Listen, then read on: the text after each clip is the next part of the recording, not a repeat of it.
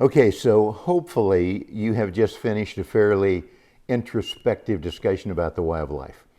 I am guessing you may not have it totally figured out and to where you're totally satisfied with it, but I wouldn't expect that to be the case. What I would hope for is that this question will grind in your soul over the next few weeks until you begin to get a good sense for what your purpose really is. Next week, we will continue talking about the why, narrowing in on two possible answers. Am I living for me, or am I living for something greater than me? This week, I want to introduce you to the first of three key habits, weekly strategy.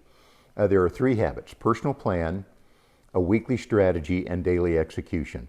I want to introduce you to the weekly strategy habit first because I think it's fairly easy, and you'll learn it pretty quickly, and it will produce great results very quickly for you. So next week we'll introduce you to daily execution, and then for the next six sessions following, you'll complete your personal plan. But for this week, let's focus on weekly strategy. Most of us let the demands of life guide our actions. We're like a ball in a pinball machine being bounced around from crisis to crisis. We live out of control lives.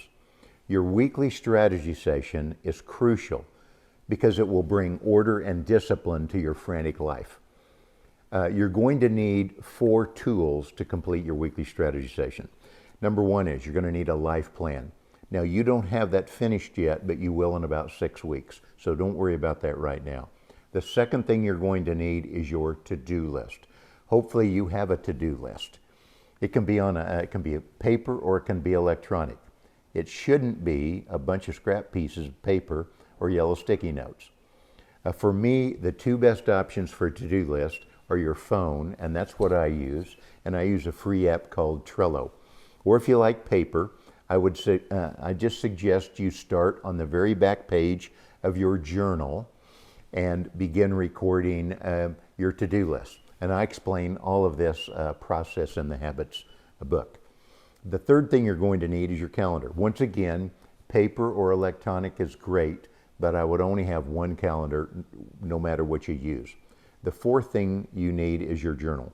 This is simply a place to take notes, make reminders, record personal reflections. I use a black moleskin, and it goes wherever I go.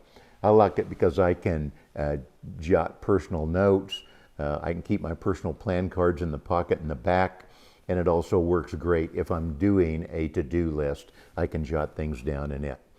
So here's how your weekly strategy should work.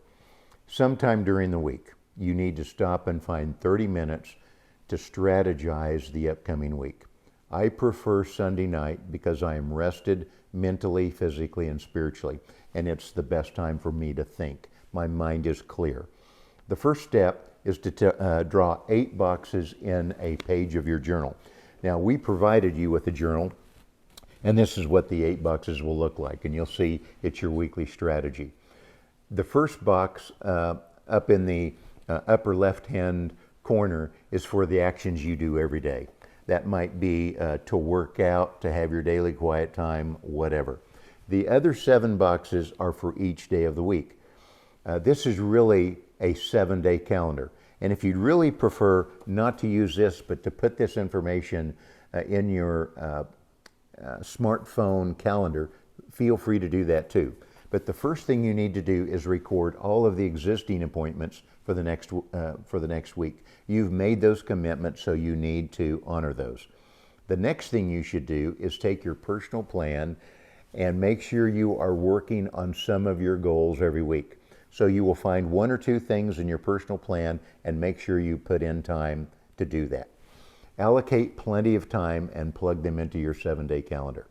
Make sure you leave an hour or 2 every day for unexpected issues you might need to deal with. Let me talk about personal rhythms for just a moment. There are 2 types of people, morning people and night owls. Depending on which one you are, plan your day so that you maximize the effectiveness of your personal rhythm. I am a morning person, so I allocate my mornings to the important things I need to accomplish. I try to schedule no appointments in the morning because that's when I am personally most efficient.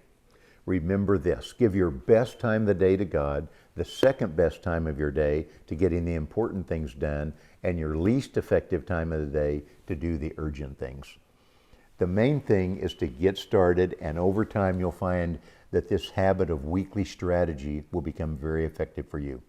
So for the next session, don't forget to do this. You've got a memory verse, read chapter 2 in High Impact Life, complete the 3 sections of homework in High Impact Habits, and begin your weekly strategy. Take 30 minutes and make sure you plan your week. Have a great week, and remember, love your purpose, live with passion, and leverage your platform.